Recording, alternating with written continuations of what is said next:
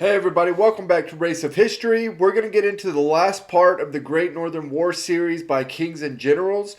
I do not have another history series picked out for after this. I've got a handful of ones that I'm looking at, but none of them are set in stone. So, if you want me to look at a particular one, put it down in the comments or send it to me on Discord, and I'll look at it and kind of go through all of them and see which one I want to start next. So, that's what's coming up. Next, I have another Sabaton song that I'm working on. So a lot of this stuff will be out in the next few days. But for today, we're going to do the last part, finish up the Great Northern War. Let's get into it.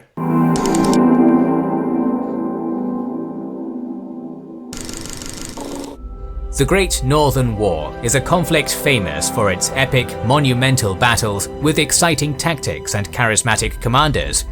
In contrast, the final phase of the war was a grueling slog between an empire that refused to let go of its golden age and an empire anxious to enter the global stage. Would the stubborn soldier king conjure up another miracle and save his country? Or would his obsession with winning ultimately lead to Sweden's and his own demise? Luckily, your own rise to glory is easier. Yes, spoiler alert. It's going to lead to his own demise. With Sweden's final great continental army neutralized, Peter I of Russia was finally able to retire to his new capital and enjoy his favorite pastime, the navy. The commander of the Russian army in Germany, Menshikov, had no time to celebrate after his victory. He besieged Sweden's 3 strongholds once again, and extorted a large sum of money from the city of Hamburg as punishment for aiding the Swedes. The Tsar would use that money to purchase several state-of-the-art ships from the Dutch. Even though he was winning on all fronts, Peter wished to make peace as soon as possible. Continuous wars had a devastating effect on Russia, and the threat of a new war with the Ottomans was looming. To his joy, however, Charles had been arrested by the Sultan for conspiracy, and Crimean raids were becoming increasingly rare. This Yeah, you know that Peter was stoked that things got sour with Charles, with the Ottomans, and that it looked like, that what Charles wanted wasn't going to come to fruition. Because with Charles in Ottoman territory, there is a huge danger to Peter and Russia that Charles is going to be at the head of some big ass Ottoman army coming up north. So I'm sure he was freaking out the whole time that Charles was down there, which was forever that Charles was in Ottoman territory. But he was pumped whenever things switched and Charles ended up being in a bad spot with the Ottomans. Allowed him to focus on Sweden's final frontier, Finland. With new troops and resources, Admiral Apraksin was able to swiftly advance into southern Finland. The new Russian navy played a pivotal role during the Finnish campaign, as supply shortages were the main cause of Russian failures there after the capture of Viborg. Peter refused to risk the expensive Dutch ships of the line for such operations, instead opting to use the much larger and easily replaceable galley fleet. By transporting his men behind the Swedish army, Peter was able to force General Liebecker to retreat several times, until he was finally replaced by a more capable commander. On the 8th of May 1713, a large Russian army was able to land near Helsinki. The Swedes, now under the command of Armfeldt, managed to defend the city for some time. In the end, the size of the Russian army proved to be too much for the small Swedish force, and Armfeldt ordered a retreat to Porvoo, though not before burning Helsinki and all of its supplies. In September, the Russian army captured Turku, thereby securing the entire southern coast of Finland. Around the same time, one of Sweden's strongholds in Pomerania, Stettin, fell as well. The city was immediately given to the Prussians, who did not have to fire a single bullet in the conflict. Stralsund and Wismar still held strong, however the Allied noose was tightening around them. At this point, the Swedish government in Stockholm did not view Finland as an important theatre in the war. Therefore, very little was done to combat the Russian fleet's dominance in the area, and Armfeldt had to rely only on local recruits for his small army. After the fall of Turku, Armfeldt placed his army in a defensive position near the next great Finnish city on the Russian warpath, Tampere. In October, he faced a 5 times larger Russian army at the Battle of Pelikkene. Although the Finnish army was defeated and lost most of its artillery, they managed to retreat with minimal casualties. The two armies met once again at Napue in February 1714. This time around, the Finnish army was decisively defeated. Armfeldt retreated with the remnants of his army to Sweden proper, leaving Finland at the mercy of the Russian occupier. Peter had absolutely no ambition of conquering Finland, and viewed it merely as a bargaining chip to be used to strengthen his position at the negotiating table once the Swedes were actually willing to negotiate. Until then, the land would be thoroughly ravaged in what became known as the Greater Wrath or the Great Hatred. Until the end of the war, Russian soldiers would commit innumerable atrocities in Finland. Looting, rape, torture and murder were widespread, and a large number of Finns were forced to move inland. The Finns also engaged in guerrilla warfare, prompting further retaliation from the Russians. Thousands of men were taken as slaves to St. Petersburg to be used as forced labor in Peter's dockyards or on his many architectural projects. Many children were taken from their homes as well to be used as future soldiers and sailors. The plague had also struck Finland during the occupation, further devastating the area. Man, so we've talked a bunch about how through most of human history, civilians during warfare were just, they were basically as if they were absolutely no consequence to anybody.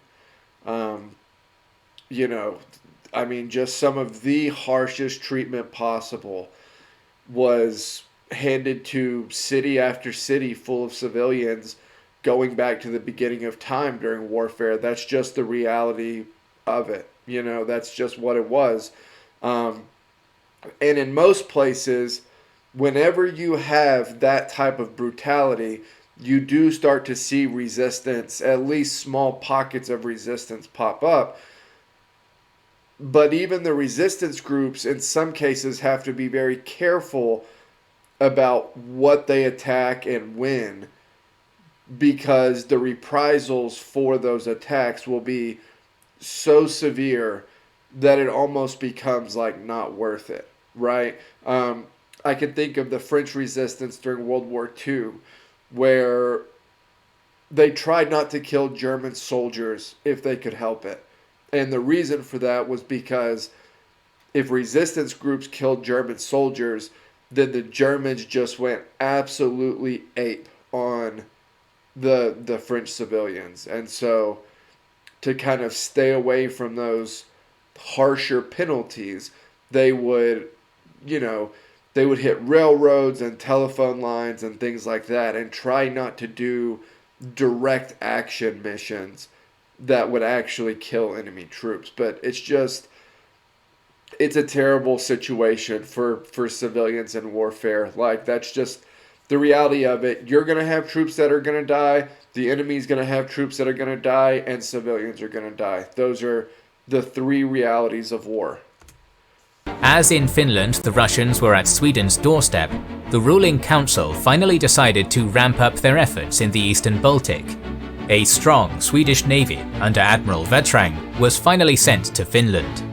With their navy unable to enter the Gulf of Bothnia, Russian troops in the areas north of Turku began suffering from supply shortages. The land-based supply routes were slow and insecure, forcing the Russians to divert further resources to the area, resources that Peter would have wanted to use elsewhere. In spring, the Russians finally decided to try to sail by the coast of western Finland. However, a small Swedish force sank most of their ships. In May, Vatrang sailed towards Reval to see if he could capture the city. Upon seeing the improved coastal batteries in the area and several Russian ships of the line moored in the port, he decided that it would be foolish to attempt any kind of assault on the city. Meanwhile, Apraxin sailed from Kronstadt with a large fleet, hoping to tempt Vatrang into a naval encounter in the shallow coastal seas. The two navies met near Cape Hanko on the 29th of June. Although numerically superior, the Russians had far weaker ships than their Swedish counterparts, and their sailors were less experienced. Knowing that his galleys would be decimated in the open sea, Apraxin withdrew all of his ships east of the peninsula, where he awaited further reinforcements from Helsinki. He also informed Peter, who was in Revel, of the situation, and requested that he bring all of the Russian ships of the line with him. Peter joined Apraxin on the 20th of July. However, he deemed the odds too unfavourable to bring his new ships. Galleys had one specific advantage in shallow seas compared to ships of the line. They depended on rowing and could move even when there was no wind.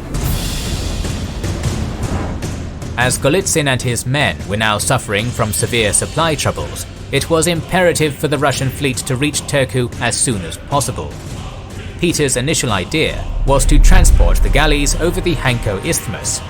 This idea was abandoned after a few days as the task was time-consuming and the ships were severely damaged.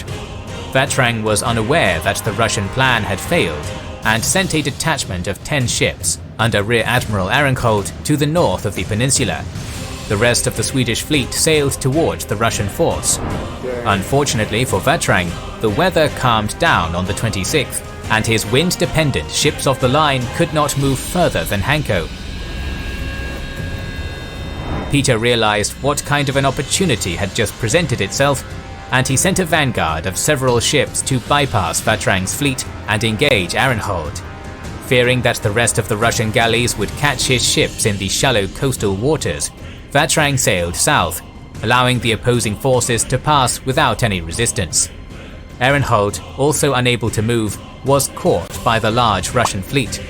Apraxin initially tried to convince him to surrender without a fight. Ehrenhold refused, telling the envoys, "The king did not give me command of these ships so that I would surrender them without a fight.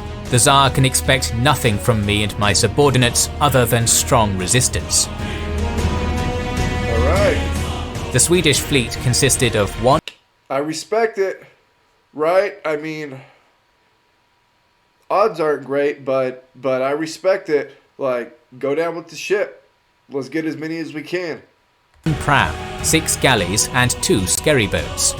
The ships were arrayed in a semi-crescent in between 2 islands, with the pram in the center and 3 galleys on each side, while the skerry boats were placed behind the line and did not engage in the battle. Apraxin had 98 ships under him, mostly galleys and half-galleys. Only around a quarter of that number would actually engage in the battle. 11 ships in the center, 6 on each flank, and 4 small ones would later attack from behind. The battle started on the morning of the 27th with massive artillery barrages from both sides. The artillery duel was in no way decisive, with ships on both sides sustaining only minimal damage. The Swedish ships carried superior artillery compared to their Russian counterparts. Due to their numbers, the Russians would have won even during a prolonged artillery battle, though with far heavier casualties. With the smoke from the artillery providing cover, the Russian fleet advanced simultaneously towards the Swedish line. This had 2 effects. The Swedish boats would not be able to concentrate their fire as effectively, and the Russian ships would decisively outnumber the Swedish ones. All 11 ships in the Russian center were ordered to advance towards the Swedish pram, called Elephant. Not only was that ship of the line the biggest threat to the Russian fleet, but Peter also wanted to capture it for his own collection. As the Russian ships were approaching, the Russian soldiers and sailors fired at the Swedes with their rifles. The Swedes, who were already heavily outnumbered, could not even mount a proper defense due to relentless incoming fire. The Russian troops began boarding the Swedish ships, and fierce close-quarters combat ensued. The Swedes fought bravely. However, it was only a matter of time until Russian numbers overwhelmed them. To Arinhold's surprise, 4 Russian gunboats went through a narrow passage between the island on the left and the mainland. Those gunboats subsequently attacked the Swedish galleys on the left and captured or sank all of them. The Swedish galleys on the right fell one by one as well, with only the Elephant still resisting. After a fire broke out on the Elephant, Arinhold was captured and the ship was taken over by the Russians. In the end, the Swedish lost all of their ships and men, while the Russian casualties amounted to several hundred men. Though the battle had little to no effect on the Swedish navy, its implications were substantially foreboding. The Russians would now be able to launch devastating raids into Sweden, and the numerically inferior Swedish navy could do little to nothing about it. Indeed, the Åland archipelago was captured later that year, and Umeå was sacked. Vatrang retreated with his fleet to Sweden. However, his failing health prevented him from taking any initiative in the following years. The Swedish defeat caused a sense of panic in Stockholm, and the nobility felt that now it would only be a matter of time before the Russians struck at the capital. Having no other alternative, the Swedish Council of State sent a letter to Charles, informing him that they would start negotiations towards an achievable peace with the coalition unless he returned as quickly as possible. With the Sultan's appetite for war diminished, Charles made an obvious choice. Yeah, I mean, he doesn't really have a choice here. He has to go back. The Ottomans aren't having him there anymore. He's not going to be at the head of an Ottoman army. Everybody in Sweden is basically over the war. He's still not. He still believes that victory is achievable, which I know I've talked about this before, but like, dang, dude. By this point, like, I don't know. You're as likely to tear the whole country down as you are to get back into this conflict in any real way. And so with even odds on that, like, I'm not risking the country for a conflict. Like, no way. But he's headstrong, and that's what he wants to do. He believes in it. Charles was now determined to reach his homeland, and he rode through Europe at a tremendous speed. He reached Stralsund in November, only 2 weeks after leaving Istanbul. In the following months, Charles started looking for new allies against the coalition. Frederick Wilhelm of Prussia was willing to join the war on Sweden's side in exchange for having Stettin recognized as his own. This did not go well with Charles's no inch lost doctrine, so he refused. Prussia would enter the war against Sweden in 1715, the same year as Hanover did. In November 1715, a combined Danish-Saxon-Prussian army landed on the island of Rügen. Charles's attempt to stop their advance failed, and he was forced to return to Stralsund. The king's presence may have encouraged his men to continue their stalwart defense, yet the fall of the city was inevitable. With Stralsund surrounded on all sides, Charles left for Sweden on the 22nd of December, merely 2 days before the city fell. 15 years and 3 months after his departure, Charles was finally on the soil of his homeland. This left... So, like, I'm trying to understand this from Charles' perspective, okay?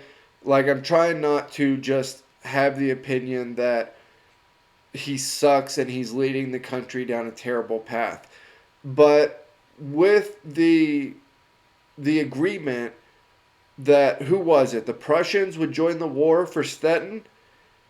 If you really want to get back into it, or if you just hate Russia that much, take that deal. Because if you lose the war, you're going to lose anything across the Baltic anyway. So, jump into it. Right? Like, whoever you can get as an ally, it may not have been Prussia, it may have been somebody else, I can't remember. And looking down at the map, I literally have no idea. But whoever it was, you need all the help you can get, right? The Ottomans, literally any other country that will side with you, do it, because you have a better chance of gaining more territory on the back end of that if you can actually put up some sort of united front. But as long as you're just getting, your teeth kicked in kind of in every different direction, like if you just continue to go down this road, you're going to lose the territory you have across the Baltic anyway. So then it's no inch lost doesn't matter, because you're going to lose that anyway. I don't know. I'm trying to see it from his perspective. Sweden with only Wismar on the continent. However, the city fell in 1716 too. Bremen-Verden was partially occupied by Denmark and partially by Hanover. However, George I gained all of it after paying a substantial sum to the Danish king. In 1716, the Allied powers gathered their fleets in Copenhagen and planned a massive assault on the Swedish mainland, with Peter as its commander. Frederick IV of Denmark grew suspicious of Peter's Baltic ambitions, however, refusing to partake in any future actions. Frustrated at this lack of trust between allies, Peter called off the invasion. The loss of Sweden's last holdings on the continent gave both the people and the nobility hope that the war would finally end. Nevertheless, Charles was still determined to continue fighting. More war meant more men and more money, yet Sweden was devastated.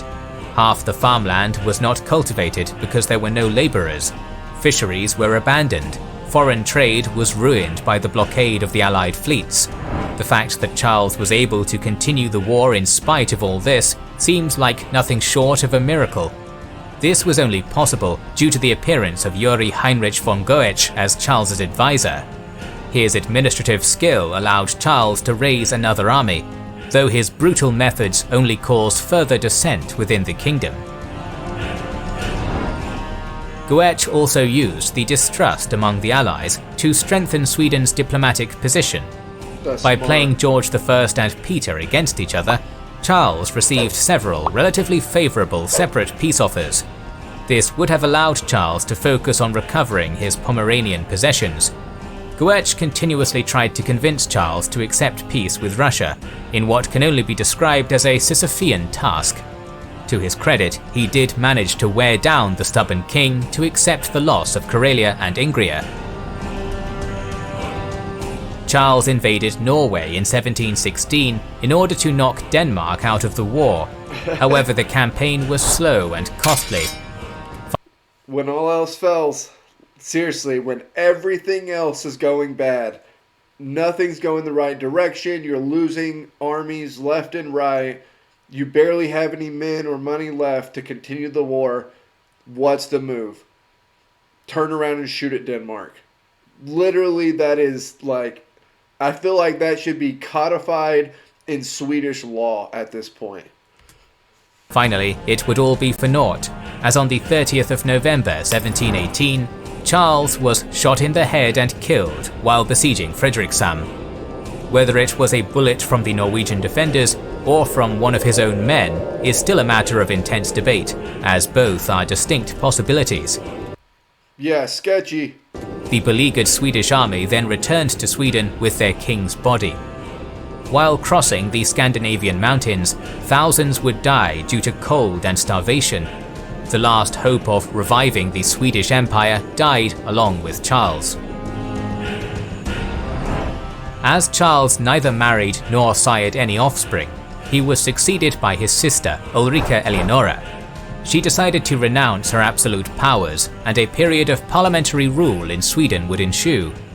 With his protector now dead, Goetz was also imprisoned and executed. Ulrika Eleonora would abdicate in 1720 in favour of her husband, Frederick of Hesse, who held virtually no power. In late 1719 and early 1720, Sweden signed the Treaties of Stockholm with Hanover and Prussia. Sweden ceded Bremen-Verden to Hanover and Stettin to Prussia. In the summer of 1720, gave Stettin to Prussia anyway. Damn. Sweden and Denmark signed the Treaty of Frederiksborg, according to which Sweden would regain Wismar and Stralsund, while also losing their exemption from the Sound Toll and paying war reparations to Denmark. Denmark would also gain part of Holstein-Gottorp. Saxony, the Polish-Lithuanian Commonwealth, and Sweden did not sign any peace treaty. Instead, they renewed the Treaty of Oliva from 1660. The last few years of the war were fairly quiet. Russian raids around Stockholm and Umeå are the only few exceptions. Though they did not have a profound effect on the war, they made the Swedish Riksdag increase their efforts at achieving peace. The final peace treaty was made at Nystad on the 10th of September 1721. Russia would gain Livonia, Estonia, Ingria, parts of Karelia and Viborg, while Finland would be returned to Sweden, together with 2 million thalers in war reparations. Sweden was Sweden had to be pissed that Denmark got something out of this treaty. Like, you pricks did nothing but get stomped by us all war. Every time you wanted to start something, or every time we were having a rough go, we would turn around and pop you in the mouth. And now, because all the other major powers are jumping in and taking us down, we've got to give you something too. Like, Sweden was pissed that happened. now reduced to merely a regional power, would be gripped by the conflict between the monarchy and the parliament, and revanchism against Russia would dominate its foreign affairs. Poland-Lithuania would lose all semblance of central authority. The once powerful Commonwealth would become a battleground for Europe's empires in the next century. Denmark would enter a period of stability, while Prussia, similarly to Russia, would continue its growth on the European stage.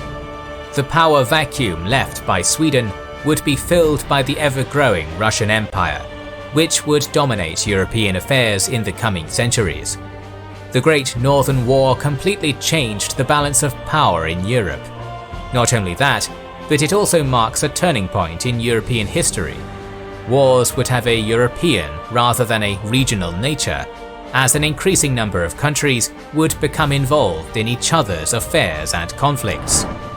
We are planning to talk about these wars in the future, so make sure you are subscribed and have pressed the bell button to see it. Please consider liking, commenting and sharing, it helps immensely. Our videos would be impossible without our kind patrons. Okay, so that was the last part, the end of the Swedish Empire of the Great Northern War documentary. Man, what a different world it could be if Sweden was able to keep Russia down at that point. Or just keep them contained. It's just, crazy how different the world could look today. But this was a great series. There was a lot of this information that I didn't know, so it was awesome. Like I said, I'm going to start another series or video or something history related going forward, so y'all let me know what y'all would like me to do next. I'll put the Discord link down below.